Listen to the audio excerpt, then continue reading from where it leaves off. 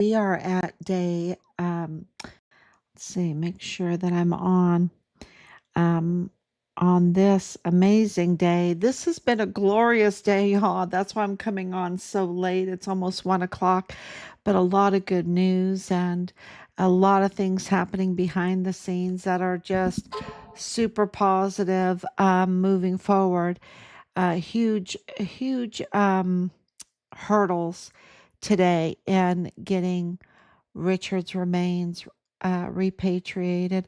It is really a vicious battle. It really is. But today was a glorious day. So we're not there yet, but it's, you know, moving forward. And yeah, so we're very, very hopeful. Today is May 1st, right? May 1st, 2026, since I'm coming on, burning the midnight oil. May 1st, happy May Day. Happy May Day, everybody. Um, so, of course, let's look. Oh, I didn't put it on here when I didn't put it on. It's just been just really, really busy, y'all. So, but in a good way. We want to be busy. Here we go. I can see it now. Okay, so let's get started and see if I can just kind of remind myself about everything that happened today. Some things I'm not at liberty to say yet, but um, really positive. So Richard was forcibly removed 2,097 days ago from his barracks room there on Fort Bliss. He was, 18 when he joined the military. 18, he was so excited.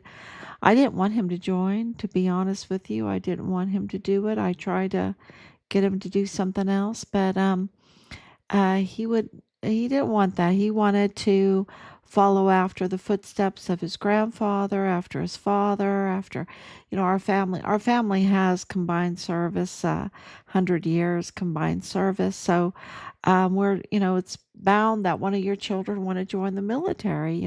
That's just the way it is. And he joined, um, and he was distinguished honor graduate, number one, received a $500 reward for being number one in his basic training class, and just a lot of support there, uh, especially early on, people coming out and absolutely uh, telling their stories and what a wonderful character Richard has. And today was one of those days where we've been right all along. Richard, a stellar soldier, distinguished honor graduate, guidon bearer, wanted to be CID.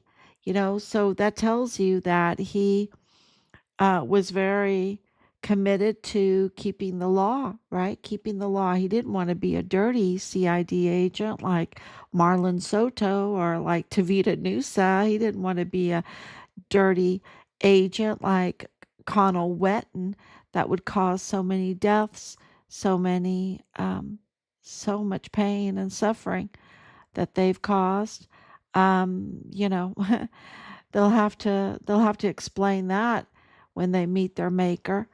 Um, and you see that we have these facilitators like Alejandra de la Vega that facilitates the compromise and corruption of our system.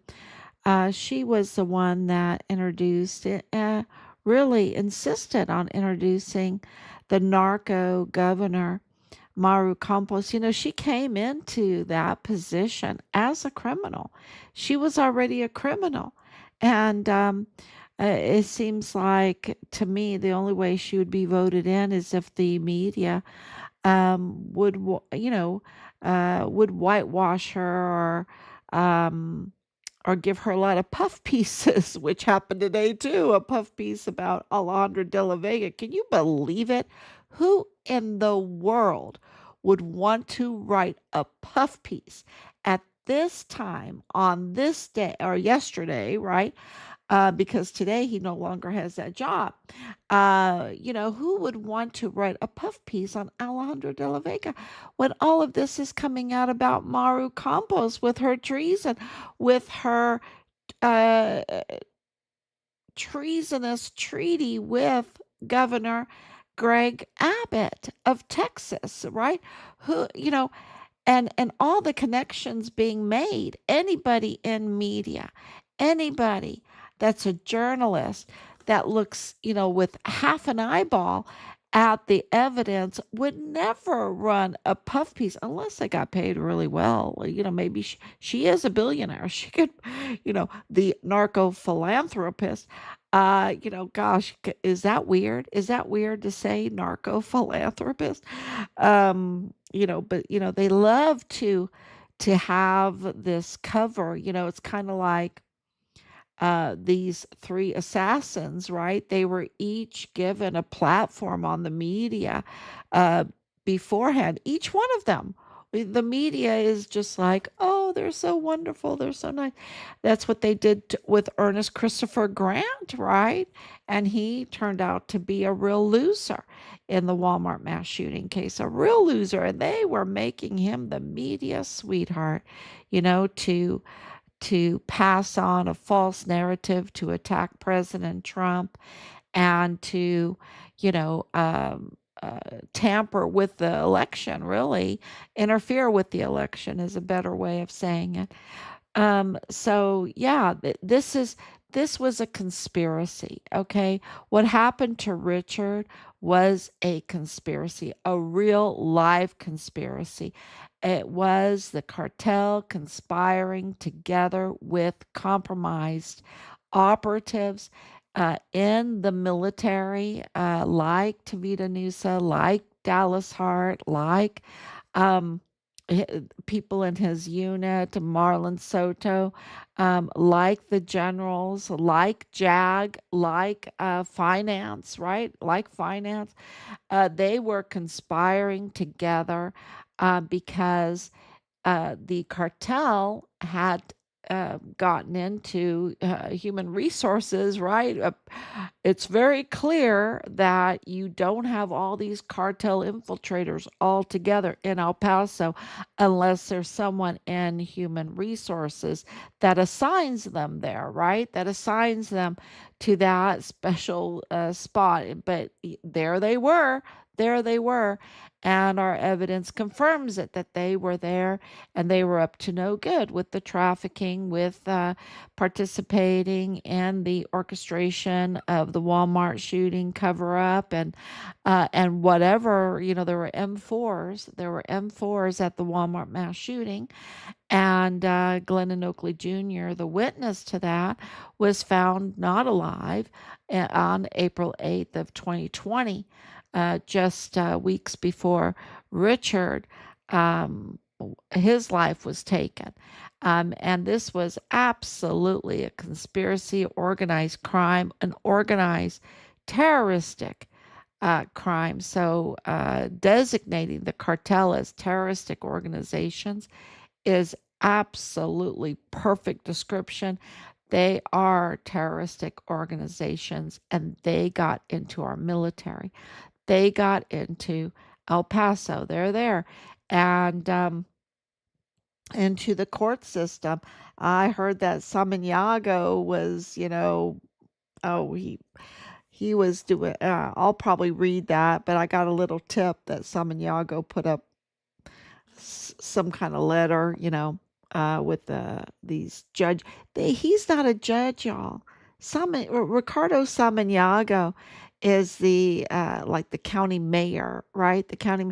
He's not a judge. He's not legal. Yet he impersonates it, right? He acts like he knows all that about the law. And he's so crooked, and he's part of the El Paso cartel network, right? He's part of the El Paso Cartel network. And it was this El Paso Cartel network that forcibly removed Richard from his barracks room, because he was a whistleblower, because he could not be compromised, because he was a stellar soldier, because he was a reliable witness as a whistleblower. He was reliable, because he was a stellar soldier. His reports had a lot of weight, and what they did was trigger investigations and audits, and we absolutely know that that was true because we were told that that was true by multiple individuals, multiple officials, that they were being audited, that they were being investigated. And Richard's reports triggered those investigations and audits. And it made them very nervous because there was a lot of crime going on, right? And that crime, I know Richard first really started reporting it to us when he was deployed with this unit, with his unit, in Qatar, in Qatar. And that's right there in the Strait of Hormuz. That's right there. So this is this El Paso cartel network is Iran Contra um, evolved, you know. So Iran Contra of the 1980s evolved, and it took on a protection racket, the El Paso cartel. And the El Paso cartel just grew from there, and infiltrated to give the traffickers, like Jeffrey Epstein's pipeline, protection. What do I mean by that? Well, to be in the judicial system, to be in the oversight, like the State Commission on Judicial Conduct that oversees bad judges, um, to be in the law enforcement, to be in the military, to be in the press.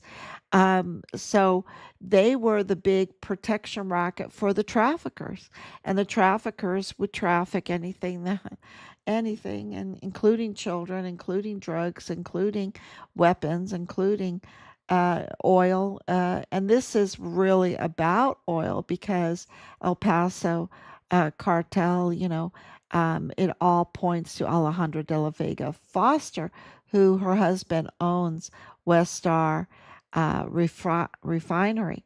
So this is all about oil, controlling Pemex, controlling the siphoning of oil, a lot of stealing of oil. They call it huachicol. I think I don't know if I'm saying it right. Huachicol. It is the theft of fuel, and there was a lot of that going on, and you see that we are getting confirmation that that was going on because President Trump has really focused on stopping the theft of fuel. At where? Right in that pipeline, right in that pipeline, and Maduro, and really the Iran Contra pipeline that has evolved, and lots of money. And so Richard was a whistleblower to that. They forcibly removed him from his room. They took him to the basement room, and it was bad, y'all, and it was very bad. And he did fight, and we did get information that one of the perpetrators had to have emergency dental work done, dental surgery after this. So Richard hit someone in the mouth pretty hard. And but they took his life. They took his life, and evidence indicates they also harvested his organs, because this includes this common denominator. The common denominator were mortuary operations, mortuary affairs, funeral homes, right? Funeral homes. And I'm like, why are these people involved that are attacking us, that are harassing us, that are threatening us, that have all these connections with Richard, part of mortuary operations, part of mortuary affairs, part of funeral homes? on both sides of the border. This is a transnational, and then come to find out, uh, when um, when President Trump came in and more information was being revealed through the arrests of these cartel operatives. Um, we, of course, uh, found out about Plenitude Crematorium, the narco crematorium, where, is a body dumping ground and flesh peddling. And the owners, even though it's in Juarez, the owners live in El Paso. And so a lot of dots were being connected because this is connected to Purchase Funeral Homes, right? This is connected to Bill Hicks. Bill Hicks was the lawyer for Purchase Funeral Homes, which was a conflict of interest because how can you be a DA, a prosecutor, and prosecute the Walmart mass shooting when you are a witness because um, your client processed the bodies of the Walmart mass shooting, many of them, of the victims. And so, the group was getting smaller and smaller. So you think that the group is really big in all of this, but it's not as big as your imagination. It's big, but it's not as big as you think, because they double, right? They double up. They're double agents, like Alejandra de la Vega. She's a double agent. She's on the Chihuahua governor's administration. She's on the Texas administration, right? So, they double up. And just like Bill Hicks, he's the lawyer for Purchase Funeral Homes, and then he's the DA, double up, right? So it's not as, you know, as big as you would think. You have like Sylvia Brun de Firth, who absolutely is with um, El Diario, right? Barunda, Oswaldo Barunda. Um, but also, she um, is on the El Paso Community Foundation Board, also on the State Commission on Judicial Conduct Board. Also, so she has, and of course, if she's on El Paso Community Foundation, then she has control over El Paso Matters. So, not only influence with Aldario, but also with El Paso Matters, and then in the oversight of rogue and complaints, I should say complaints on judges. But then she was um, uh, the state bar. She was also on the state bar, so she got thrown off of that. I think she was, clearly all of her record shows that she is tied to the cartel and up to no good, that she's a criminal.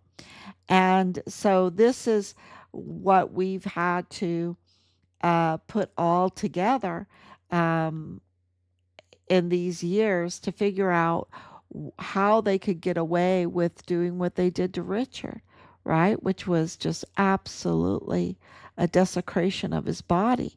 And to steal his body off of Fort Bliss, how did that happen? And, when the CID is infiltrated, when the chain of command is infiltrated, remember, operations was Lieutenant Colonel Bradford Bugado.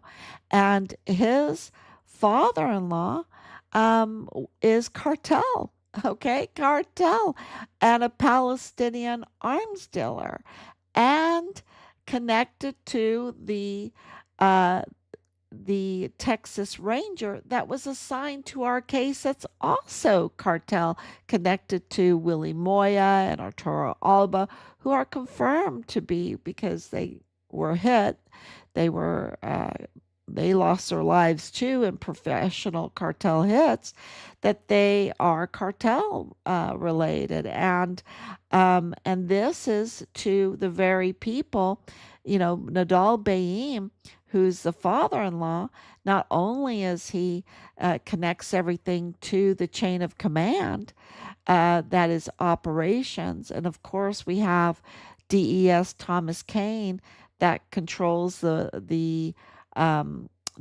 cameras and everything that Maru Campos wants to give access to the cartel to, all the camera feed, um, and also all of the gates. But Nadal Baim, uh, he was also uh, connected to the very people that set up Richard with the car, with his car.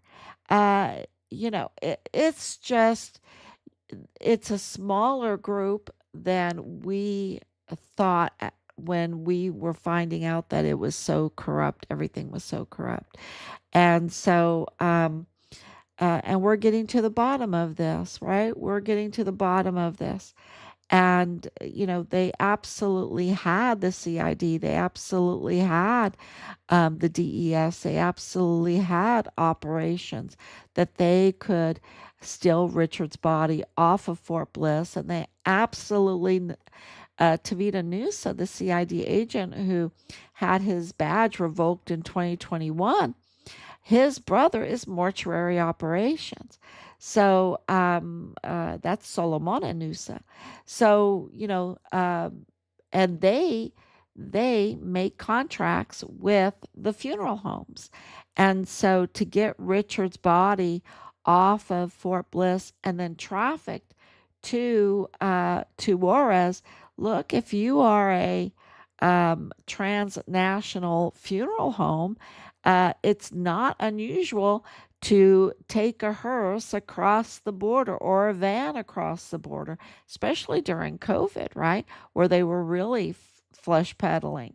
And of course, we know that they were flesh peddling because they were stacking bodies up, over 400 bodies at Crematorium Plenitude, and giving, you know, um, families urns full of construction dust, construction pulverized, construction material. And so, and so it's very good that Cesar Haragi just resigned, because now a new AG will have to come in, and it gives us a fresh chance, because we knew that Cesar Hargi was absolutely promised out to the cartel to cover up all this up, right? Because why do you need all this delay to identify these bodies when clearly evidence indicates that Richard is one of the bodies, that at this Plenitude crematorium. And so, it all, we understand the people, we understand that they absolutely had the ability to do it, and they also had a complicit, not even a complicit, but an active FBI field office. The FBI field office is totally compromised. And so, of course, when we were giving them all the information, they were burying it, or they were hiding it, or they were tampering with it. And this is on both sides of the border. Okay, so this revelation, and it's so sad that it took the death of two CIA agents to make uh, the government pay attention, right? The government to really pay attention, and now they are pursuing treason charges against Maru Campos for selling out Mexican sovereignty to these deals, to these treaties. And that treasonous treaty was for $200 million, right, of U.S. taxpayer money. And where did it go? Because with that kind of money, we should have a very, very safe border. But you have, just the other day, like 2 days ago, you have the arrest of another CJNG cartel leader that's supposed to take the place of El Mencho, right? Who was just killed. and really revealed a lot through his logbooks and journals, and that he kept really good journals. So, but now, you have another leader, but now he's arrested. And so the State Department is issuing, safety concerns for Americans, saying don't cross over the border, especially if you're in McAllen, Texas, and you want to go across the border because, there is retaliation for this arrest again. But it tells you that a lot is being done at the border, and a lot is being done right now in Mexico City against Maru Campos. And it is very serious when you have her AG resigning, and you have now um, absolute, I think they charged her, or are fixing to charge her with treason. That's 40 years in prison. And what does that mean for us? That means that uh, there's going to be transparency, and we're going to absolutely make it our mission to notify them that during this hearing, and uh, I don't know the whole Mexican um, judicial system, but through this whole uh, trial hearing with Maru Campos, that our files in Mexico, in Chihuahua, Mexico, were tampered with. Our son's case was tampered with. And all evidence indicates they have our son's remains. And so this is really positive for this to be scrutinized now, because through this scrutiny, through these hearings, through um, maybe some plea deals, maybe, who knows what all will happen and who all is involved in this. But we know it is Maru Campos. We know what it is um, Carlos Manuel Salas, the prosecutor for the North Zone, who lives in El Paso. I mean, he goes both ways. And we know that it is Cesar Peneche and Cesar Hargi. Um, they have the information, and for them to allow a judge to let the owners out of prison and then run over to El Paso to live with this Plenitude crematorium is a disgrace. It's so I think she's really has everything against her right now. All the evidence is against Maru Campos because if it looks like treason, if it smells like treason, if the evidence indicates treason, um, and the witnesses say it's treason. AMLO is saying it's treason. Senators are saying it's treason. The president today, President Scheinbaum, tough as nails, comes out and starts spitting them. And she was spitting them at Maru Campos. Oh, she was just saying, look, you're attacking Mexican sovereignty. No way. We defend it. We defend it. She was laying the groundwork for what's to come. And she made it very clear that her mission is to hold Maru Campos accountable for her actions. And so, this gives us a lot of hope. And we're always cautious, okay? We're always cautious because just think of everything we've been through in 6 years, all of the conspiracy, all of the threats, the harassment, the obstruction, the lies, you know, um, just absolutely siding with the terroristic organizations. Our military leadership was doing that, you know. The heartbreak of it all. Our law enforcement, I put up the three operatives that are up to no good, Jaime Esparza with Judge David Guadarrama and Ray Velarde, El Mayo's attorney. Absolutely up to no good. And this, is all moving forward. But you still have to have hope, right? You still have to have hope. You can't despair. Um, to despair is to turn your back on God, right? So everything is in God's timing, and we know that God is faithful, and we're moving forward, and we're not waiting on anyone.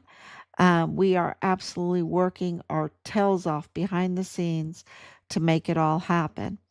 And I think that this arrest of his name is this is the CJNG cartel boss, Audius Flores Silva. So he goes by El Jardinero, Jardinero. It means the gardener. Okay. And so I don't know, Jardinero. So it means the gardener, but his name is Audius Flores Silva. And forgive me if I don't pronounce that right, but he's supposed to be the successor of El Mencho. And so, there is retaliation going on across the border.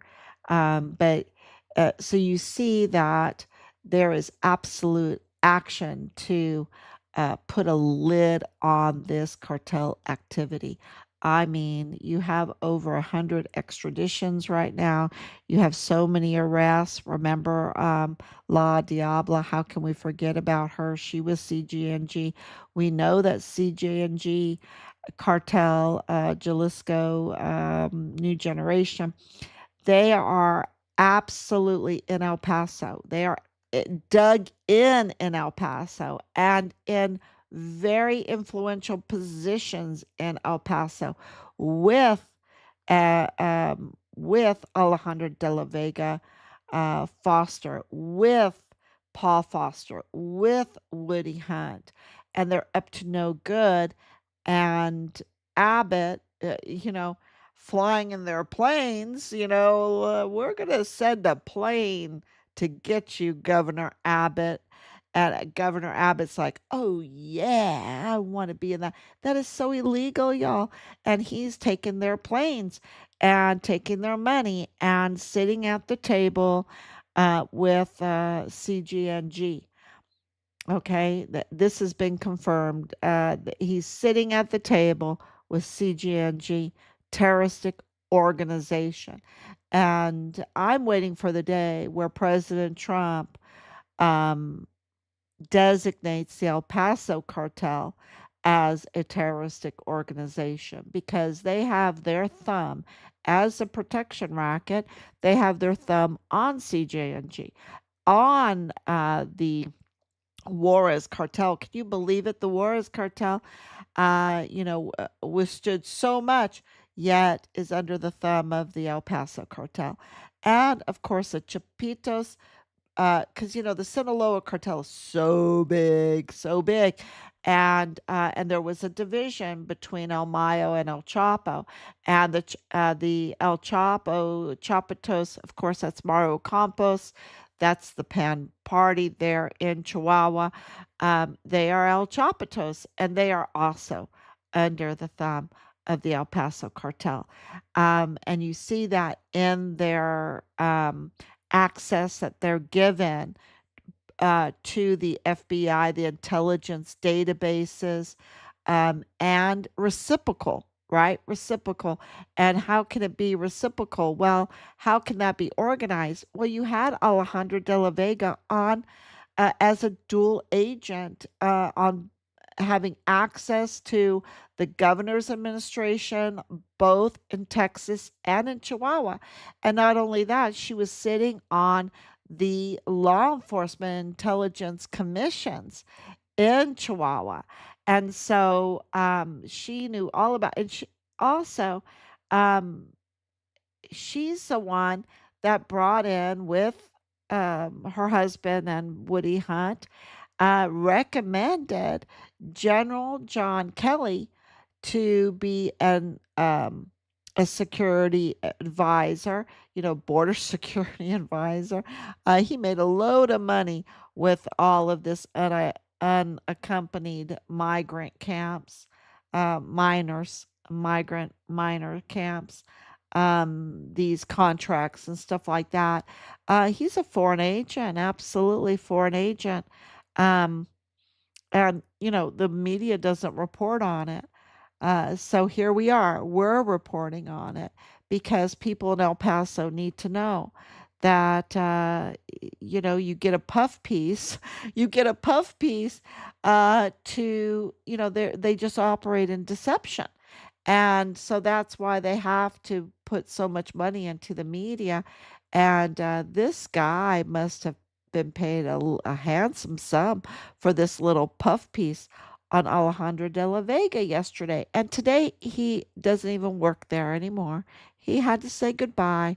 And I'm just wondering, what happened there? What happened there that one day you're doing a puff piece on Alejandro de la Vega in the middle of a treason case, right? Really.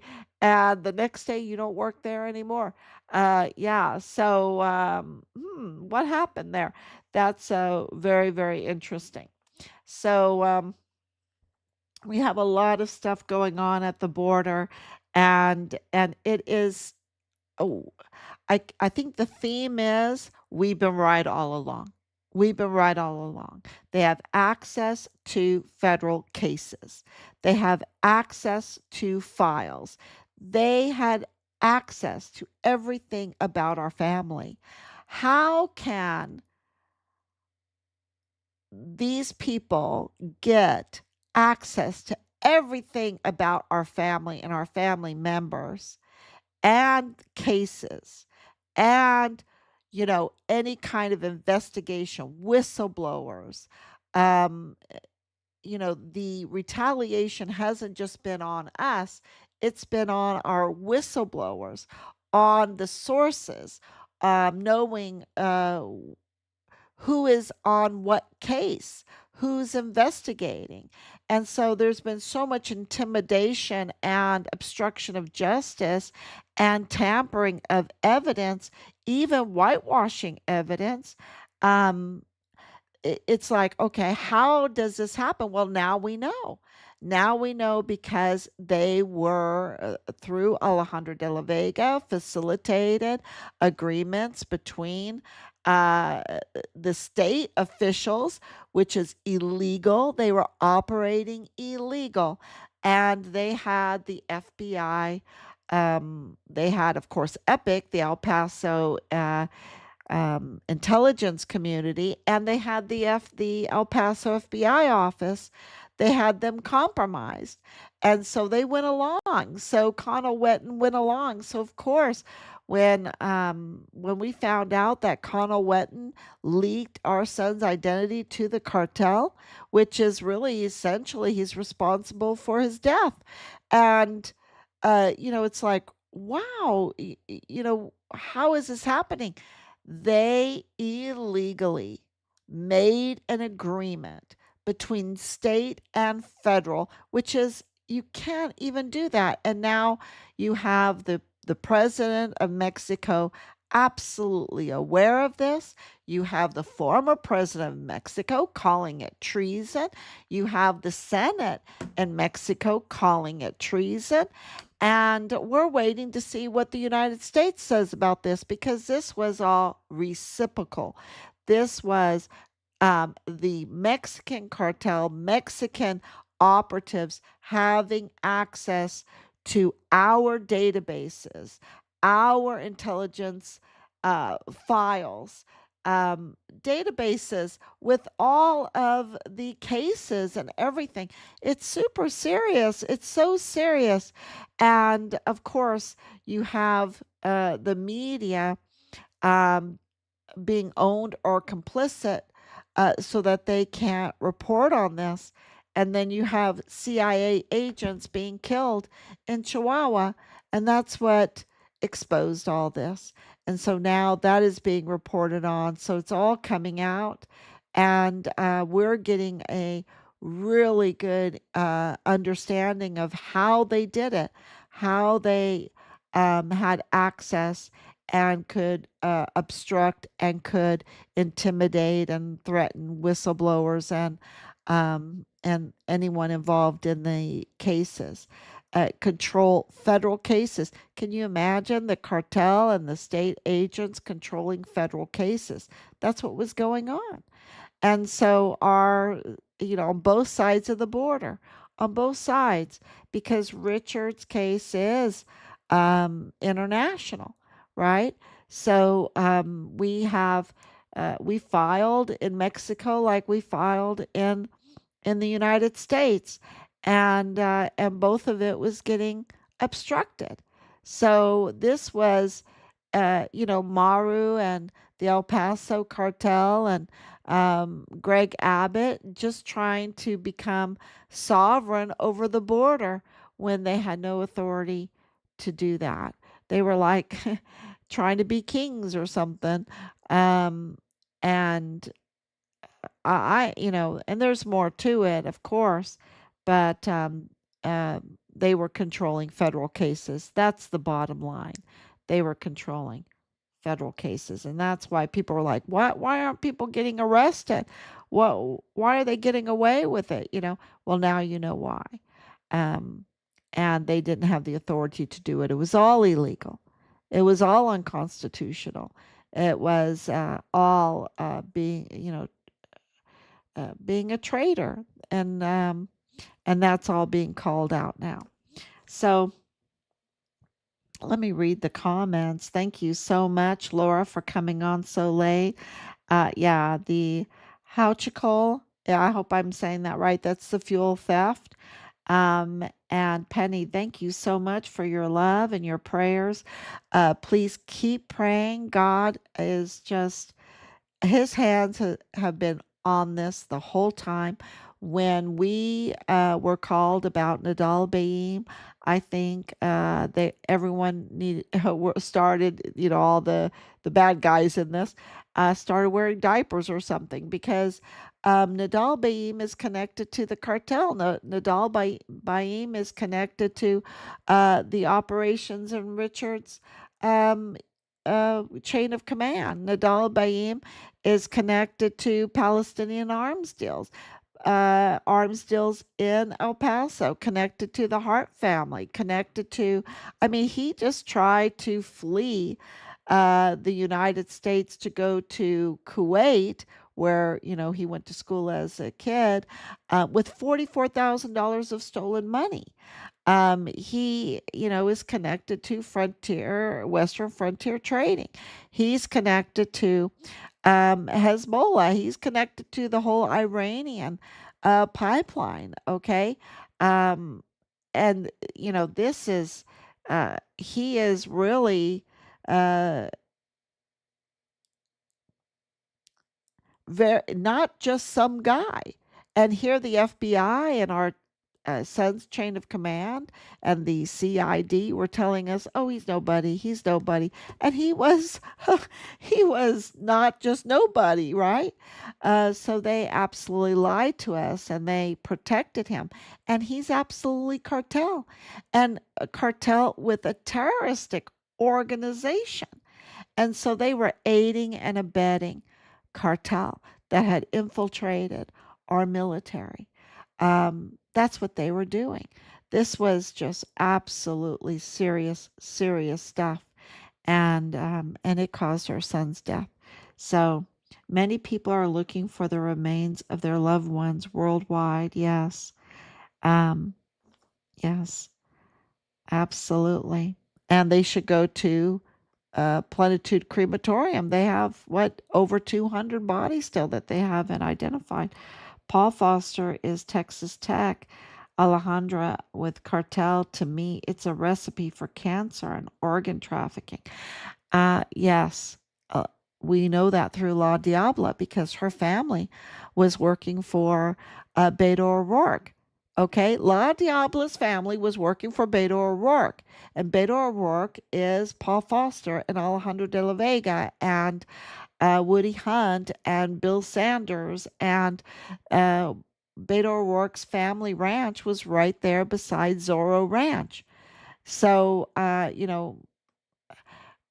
connect the dots. Connect the dots. Um, Thank you so much. I don't speak Spanish, but thank you for coming on. Inky, I hope I'm saying your name right. And thank you, Martha Martinez. Thank you for your love and your prayers.